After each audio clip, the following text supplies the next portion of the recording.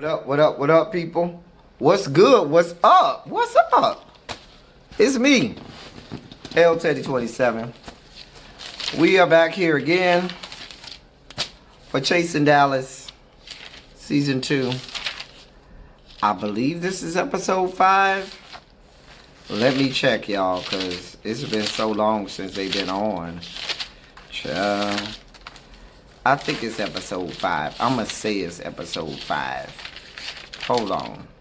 Yeah, I'm going to say it's episode 5. Alright.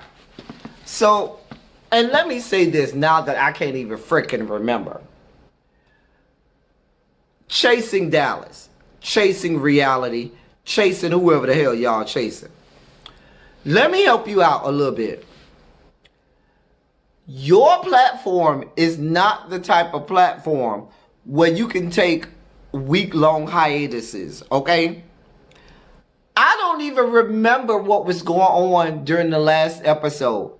And please tell me what bulletless gun are you holding, thinking that y'all have a shot of me going back and watching the previous episode to get caught up? No, ma'am. No, God. So listen, when you have a show the caliber and quality such as this one, you cannot afford, you, my friends, cannot afford to be talking about taking week-long hiatuses. You need to be on twice a week, damn once a week. You need to be on twice a week. Because a bitch will forget what was going on. That's what happened to me, honey. I mean, for my subscribers, y'all let me know if that happened to y'all. But I don't even really remember what happened, and I really don't care. But whatever, y'all. I guess if they like it, I love it. If it's good for them, it's great for me. We're going to suffer through this yet again. So, we start off the episode, Ricci G meets up with Premier. Now, I told y'all a couple of weeks ago, I kind of see it for Premier a little bit. Now, he wasn't as cute this episode as he was during the episode with the game night, with Markel's game night. When I got to see a little more of him, he wasn't as cute. I still might give him some if he met my size criteria, but he wasn't as cute. So he's going down in my estimation. But whatever, honey. I'm sure he doesn't care.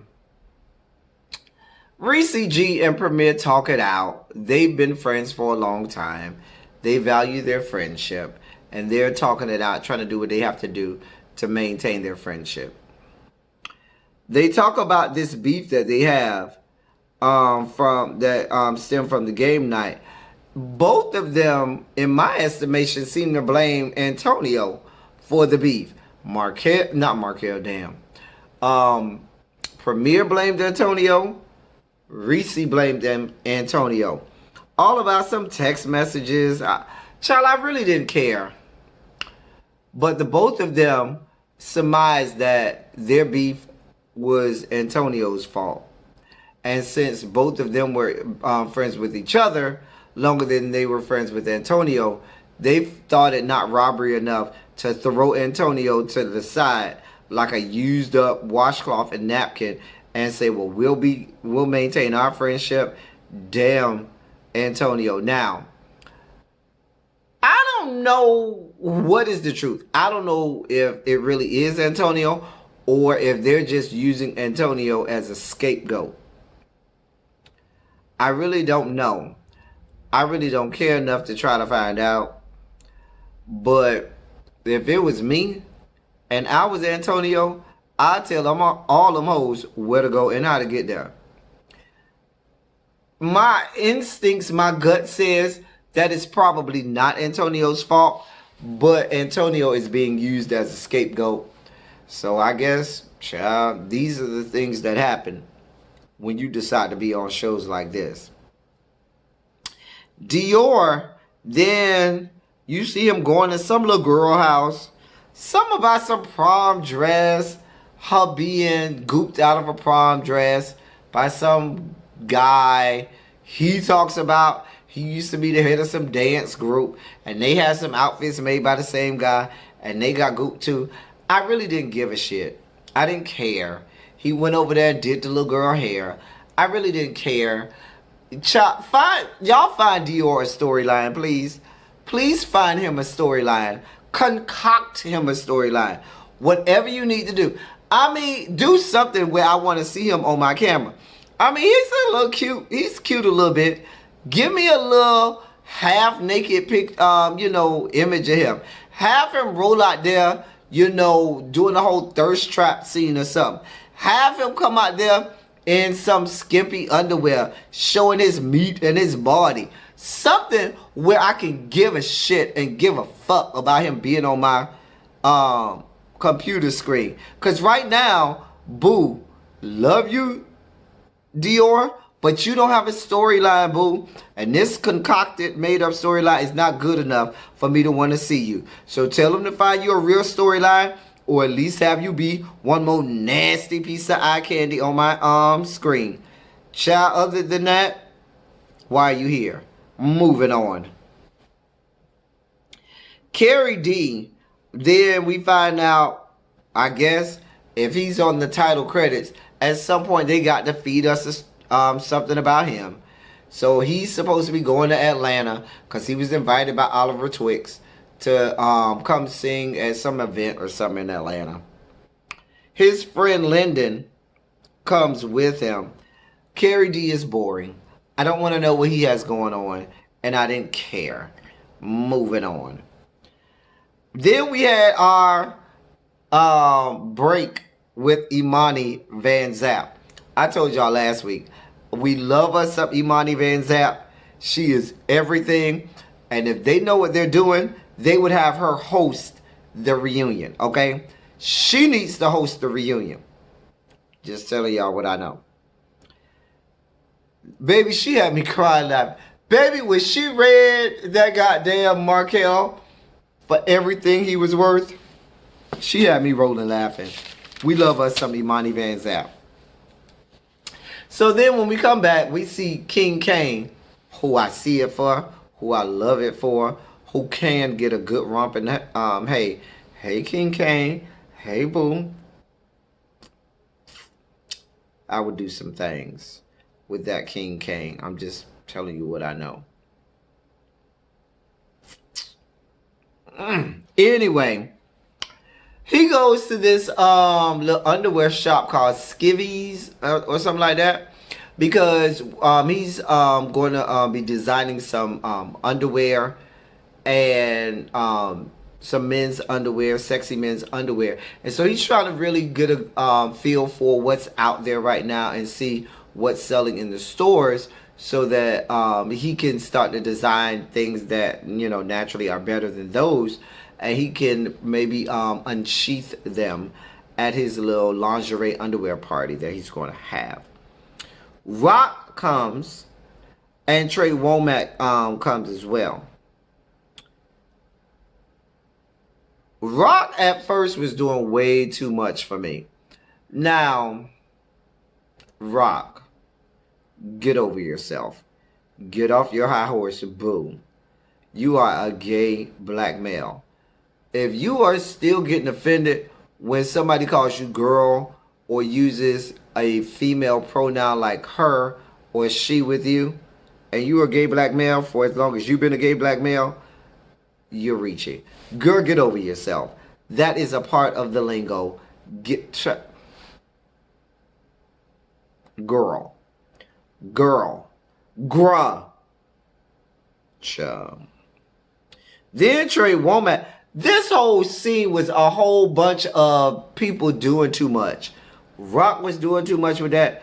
Trey Womack was doing way too much. So Trey Womack tried to act like... First of all, Trey Womack, I don't believe that you didn't know who Rock was. Say what you want to say about Rock. Rock was a major gay black porn star. He's not right now, but don't try to belittle what he did in the past like he was not Rock was a major black gay porn star. If you watched black gay porn, you saw Rock. I also am not here for him trying to shade Rock about his peen. Now, we all done seen Rock peen. Rock got dick, okay? Rock ain't got no little peen. He definitely don't got the kind of peen to where Trey Womack is up on screen acting like, oh, well, I wasn't that impressed or it wasn't that big. First of all, you know who Rock is. Second of all, because you know who Rock is, you know Rock got a lot of dick. Third of all, the bitch got a lot of dick. And you trying to make it like he's insignificant or his penis is... Trey, you better have dick of death and cock of doom. Okay? The way you over here talking. And until we see the receipts for this dick of death and cock of doom, girl, you're not in the position to be trying to shade real porn stars about their meat. Especially when we all know that they got dick. Whatever, honey. Moving on. CariDee goes to Atlanta, performs at the little event that Oliver Twix is having. Child, his performance was real regular. Real regular. Nothing to run home and tell mama about. Nothing for me to comment on any further. Girl, we're moving on. So then George has this barbecue or weenie roast or soiree or whatever you want to call it. Okay? Something or other he's having. So he invites Ricci over early so he can talk with Ricci and let Ricci know that Markel is coming and try to keep down the drama that he knows is going to ensue. Because he knows Markel and Ricci got beef right now. He tried to act like he didn't know, but there was no reason for you to invite Ricci over there early to talk with him early if you already didn't know. If you didn't already know that Ricci and Markel ain't have beef. But whatever. George tells Ricci to act right and keep it cute. But you telling all this to Ricci. Did you already tell this to Markel? Did you tell that whore to keep it together? Because if you did, we ain't seen it. So if it what's good for the goose is good for the gander. You can't tell Ricci G, oh, act right, don't do all this fighting and drama and carrying on at my house, and not tell Markel. Whatever. And, oh yeah, I wrote this down. Can y'all please, in everything that is holy, sweet mother of God, Jesus, Mary, and Joseph, can y'all please stop referring to George as a top? Please, girl, if y'all don't stop this fuck shit, stop that. Stop that. Stop that. Stop calling him a top. He's nobody's top. Nowhere in America. Girl, please. Girl, please. Anyway. Then, for all this money you claim to have, George, how the fuck? I feel like I got something caught in my teeth, and that'll be real nasty if I'm trying to get some out my teeth on camera with y'all. That'll be real nasty. Oh well. Anyway, y'all gonna read me anyway. How the fuck you having a whole ass event? Weenie roast, barbecue, soiree, whatever the fuck it's supposed to be. And you tell them you only got one bottle. And you want people to come? And you only got one bottle of liquor? Girl, if you don't sit your stupid ass the fuck down, so child. Markel arrives. Everybody's outside talking. Dior is there. Duran is there. George, Markel, Ricci G. Ricci G immediately does the right thing. Ricci G gets up when Markel arrives and says, I'm going over here to talk to Duran. And he exits. Somewhere along the lines, he comes back. Markel then starts to come for Ricci G and starts to tell him how, oh, bitch, you ain't shit. You can't keep a friend. Oh, what is your real job? What are you doing? Ricci G says, oh, what I'm doing is putting on the show that you on, and is the reason that your book's even doing anything. The back and forth, the shady, back and forth between these two. Then Markel tries to come for George and says that George tried to steal Antonio from Duran. Now, Antonio,